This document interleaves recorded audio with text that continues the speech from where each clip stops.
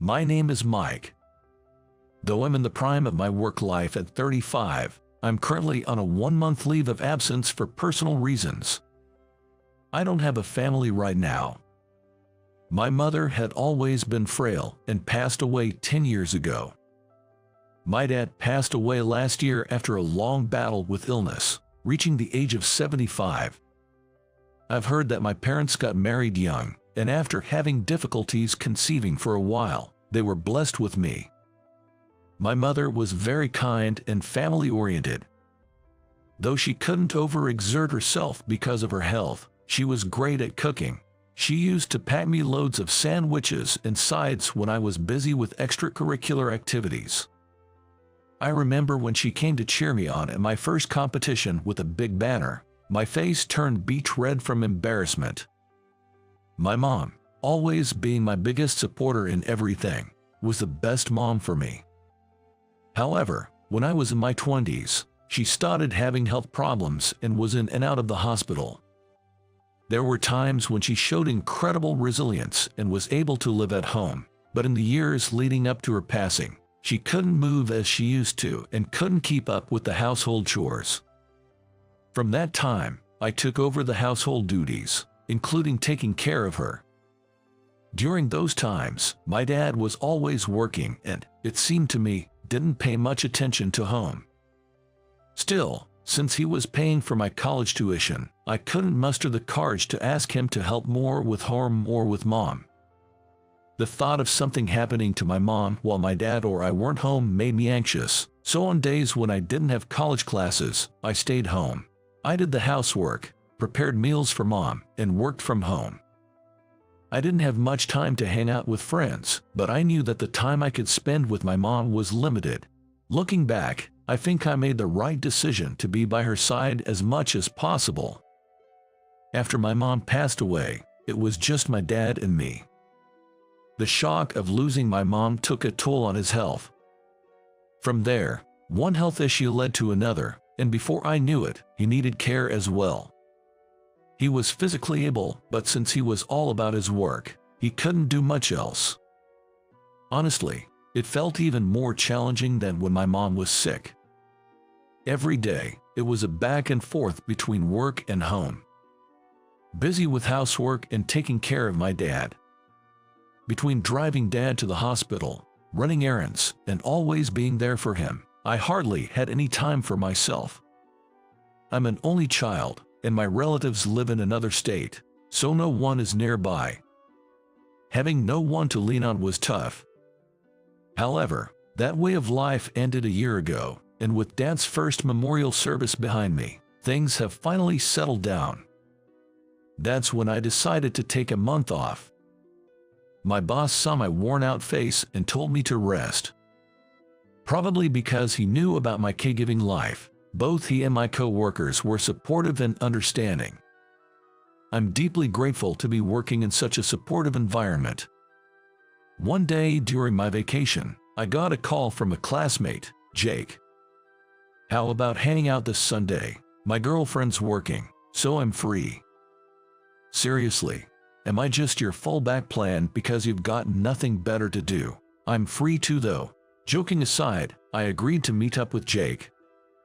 Jake is one of the few close friends I have. Even when my caregiving responsibilities kept me away from social activities, he never left me out and always checked up on me. Such a great guy. Jake still lives at his parents' place, but he's planning to marry his girlfriend soon.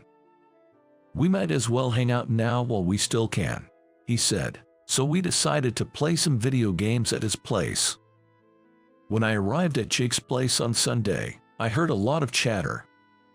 "Sorry, I didn't know my sister was coming over." Jake apologized. Apparently, Jake's sister, who lives nearby, was having a barbecue in the backyard with her mom friends. "Oh, hey there, Mike. Sorry for the noise. Want some food? You can take it to the room." Jake's sister is always so upbeat. She's also really caring. I found out that the gathering was for moms who usually don't get a break because they're either single moms or their partners are always working. Jake's sister thought it would be nice to give them a break and make it fun for their kids too. Right when she saw my face, she asked, "Want to join us?" I politely declined, but she insisted, "Go ahead and eat. Just wait a bit for it to be ready." So, taking her up on the offer, I sat on the porch and waited. The adults chatted and laughed about the little things, and the kids were happily playing with the toys they brought. As I watched with a warm feeling, a little girl came up to me, opened her mouth in awe, and stared at me with a surprised look. Unsure of what to do, I just said, "Hello," but she continued to gaze at me without a word. What should I do here? Being unfamiliar with children, I felt a bit awkward. I managed to smile, and she giggled and moved away from me. She then looked around and wondered aloud, "Where's Mom?" Seemingly unable to spot her mother, she approached Jake's sister and asked. "She went to the store, sweetie. She'll be back soon, okay?" Just as she said this, the little girl's mother seemed to return.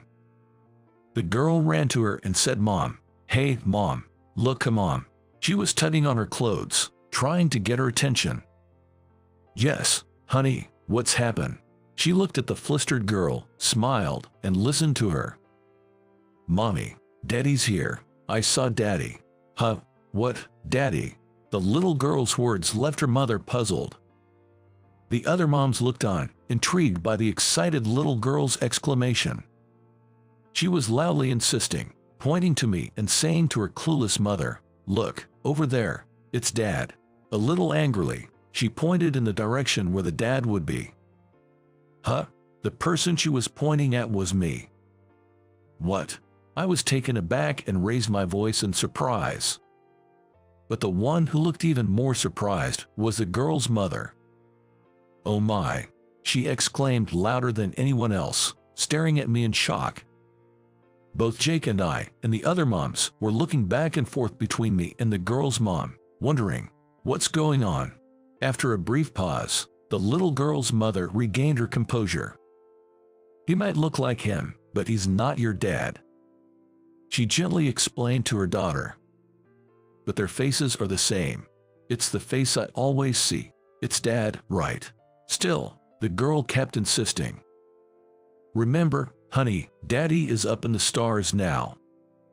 Holding both of the girl's hands gently, the mother tried to remind her, yet the girl responded, "Their faces are the same. Dad came down from the stars. He came down from the Milky Way, twinkling," she energetically explained to her mom, seemingly referencing the Milky Way associated with the upcoming July 4th festival. The girl then ran towards me, beaming, and asked, "You're Daddy, right?" Saying so, she joyfully swung my hands back and forth. Feeling a bit out of my depth, the girl's mother rushed over and apologized to me. "I'm so sorry." I couldn't really grasp the situation, but I just smiled at the cute girl. "Emily, honey, why don't you go play over there?" The mom gently directed her daughter's attention elsewhere, urging her to move away from me for a moment. Emily returned to the other children. "Excuse me, what did you mean by stars?" Feeling it might be impolite but curious about her calling me Dad, I asked the mother directly. "Well, the thing is," she began hesitantly, explaining the meaning of the stars. It turned out that Emily's father had been in a car accident when Emily was 2 years old and had passed away. Wanting Emily to remember her father, they kept a photo of him where Emily could see it, so she knew his face. "You know, you really looks just like my husband," she said apologetically, and hesitantly showed her phone. Driven by curiosity, I looked at the screen and couldn't help but exclaim, "Whoa, the man in the photo was so similar to me, I had to do a double take." Noticing my reaction, others around us became curious, urging her to let them see the photo. "Wow, they're identical." Everyone was in unison, expressing their surprise. Little Emily ran towards her mom with a bright smile, looked at me again with joy in her eyes, and softly murmured, "Daddy." "Emily, he might look like Daddy, but he's not him. It's so surprising how much they look alike, right?" Her mother tried to explain, but Emily didn't seem convinced. Soon, the steaks were ready. I and Jake served ourselves and decided to move away for a bit. "See you later, Daddy." Emily waved at me as she said this. We went into Jake's room and had a beer first while picking up some freshly grilled meat. "Life has its mysteries," we remarked, and began to play some video games. I didn't intend to stay long and decided to head home before it got too dark.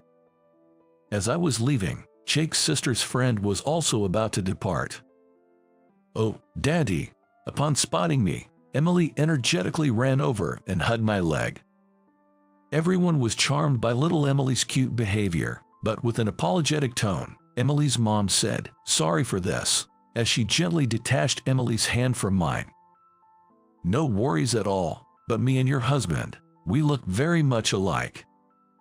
"I know. Even though I knew it wasn't him, it nearly gave me a heart attack," she said, placing a hand over her chest. Holding her chest area and blushing, she asked me where I am from. But it turned out we had nothing in common regarding our places of birth or upbringing. My distant relatives are from another place, but not from where she mentioned. "Maybe we're long-lost brothers," I joked. We both agreed how mysterious it all was and wrapped up our conversation. Then little Emily asked, "Does Daddy go back to the stars when it gets dark?" She looked up at me with those innocent eyes. It seemed Emily still believed I was her dad. What should I say in this situation? Before I could decide, Emily's mom said, "I'm so sorry again. See you," and led Emily away. Emily smiled brightly at me. Feeling that I should say something, I managed to say, "See you again, Emily." "Bye, Daddy." Emily waved energetically as they left. I worried Emily might cry out of sadness, but it seemed she believed that Dad returned to the stars, and I felt relieved. That night, as I lay in bed, the day's events stuck in my mind. Is there some sort of connection between us, or could this be a doppelganger situation? With those thoughts, several days passed. And on the following Sunday, although I didn't have much in the way of assets, my aunt and uncle came over to help to sort through my dad's belongings. It was a long drive for them, and I felt bad, but I couldn't determine the value of things on my own, so I had asked for their help. As we sorted through the items, I suddenly remembered that day with Emily. Speaking of which, the other day, I saw someone who looked just like me. I told about how little Emily called me Daddy when she saw me. However, that man had already passed away, and there were no similarities like where we came from. It's strange how things happen, isn't it? But it's quite a story, and seemed to be trying to recall something. After a moment, Aunt said, "You know, how many years ago was it? No, maybe decades ago. I heard my cousin had a fallout with her child. Either the child was kicked out, or ran away from home. I'm not exactly sure because we weren't close. Mike, you do resemble your grandfather. Could that man possibly be your second cousin?"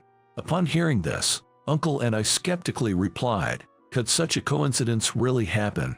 Curious, we started searching through Dad's old photo albums to see if we could find any clues. Unfortunately, we didn't find anything that seemed like a hint.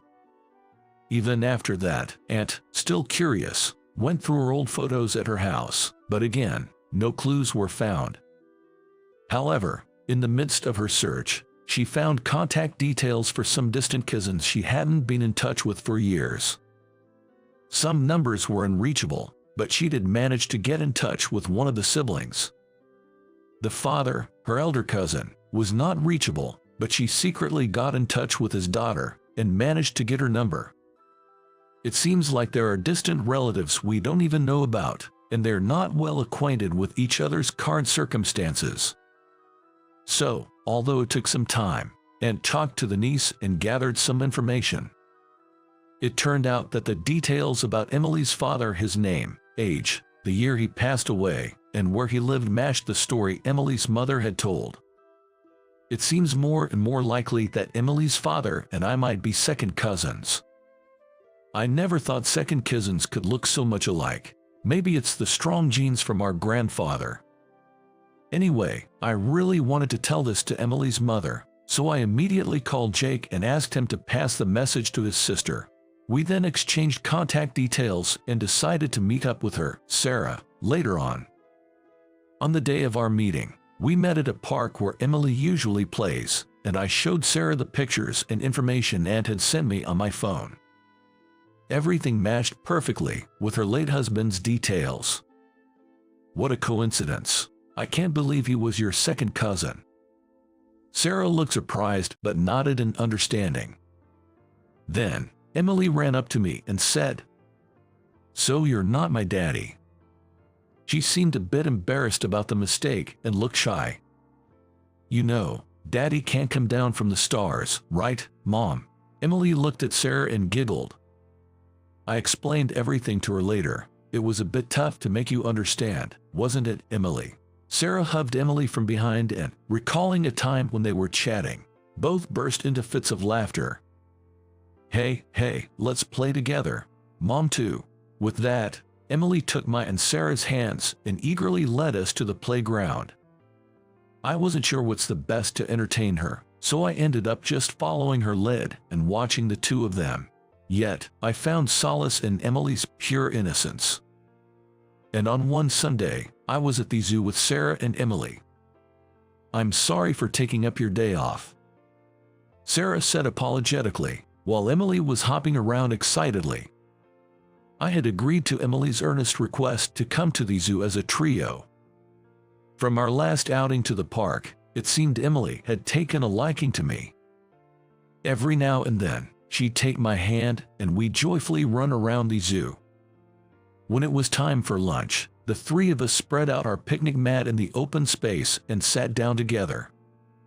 Sarah had packed us a lunch. "I'm sorry, it's mostly sandwiches and kid-friendly snacks," Sarah said shyly, handing out wet wipes. Look, this has a lot of ham and cheese," Emily exclaimed joyfully, holding a sandwich, eating with delight. I didn't hesitate to have the lunch. The homemade meal brought a smile to my face, both for its taste and the sentiment behind it. Emily, with her innocent smile, said, "It's so fun with Uncle Mike. I wish you were my daddy." She chuckled and said, "I'm gonna go play," as she energetically ran around with a ball. Sarah, maybe reacting to the daddy comment, gave me a sheepish smile and said, "I'm really sorry." On the drive back from the zoo, Emily, tired from all the excitement, slept soundly in the car. When she woke up, it seemed she was inside the house and she started crying, saying, "Uncle Mike is gone. I think she had a lot of fun today. Thank you so much." Read the grateful text I received from Sarah later, which also mentioned how Emily wanted to play again soon. From then on, at Emily's request, the three of us started going out for meals and outings. Today we're playing with this. "Emily, make sure you ask Mike if it's okay to play." Emily reached for the Lego and RC cars I had in my apartment. "It's okay. Play however you like." On one day we had planned to go to the park. It rained heavily. Emily, being restless and wanting to go somewhere, was brought to my place.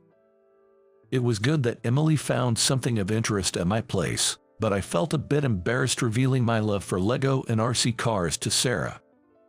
Sarah and I sat drinking coffee, watching Emily play, smiles on our faces.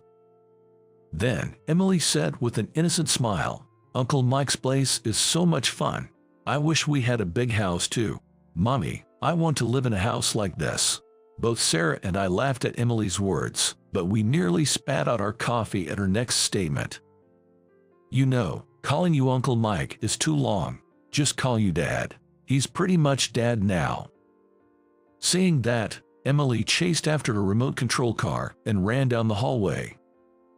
Left in the room, Sarah and I exchanged glances but quickly looked away and sipped our remaining coffee. We didn't voice it, but there was a certain tension in the air, a mutual understanding. A few months later, play airplane with me. Emily jumped onto me. I lie down on my back and start booming the plane with Emily on my feet and supporting my hands as well. "Thank you for boarding. Flight Emily is taking off. I made the sounds of an airplane taking off and gently lifted and swayed my legs to simulate flight. Ha ha ha. It's become Emily's favorite game recently. After about 10 rounds of takeoffs and landings, with Emily always hopping back on, the old wooden floor of my house would creak and groan. "Hey, Emily, you are tiring out, Mike." Sarah, peeking out from the kitchen, laughed as she watched the playful scene between Emily and me. In truth, Sarah and I had been dating. Since it's Emily's summer break and she wanted to, we agreed she'd stay with me until school started. I'm considering marrying Sarah in the future, so this feels like a trial run for living together. My parents had passed away and I was exhausted after years of caring for them. Without much experience in love, I had always planned to live on my own, but I never thought that such a coincidence would lead me to a lively life. Sometimes, I glance at a picture of my mom. I'm not superstitious, but I wonder if my mom, who might have been worried about me being alone, somehow brought us together. My mom always wished for my happiness. It is not impossible. If I squint, it looks like my mom is smiling in her photo. Anyway, I'm happy now. Making Sarah and Emily happy is my current dream.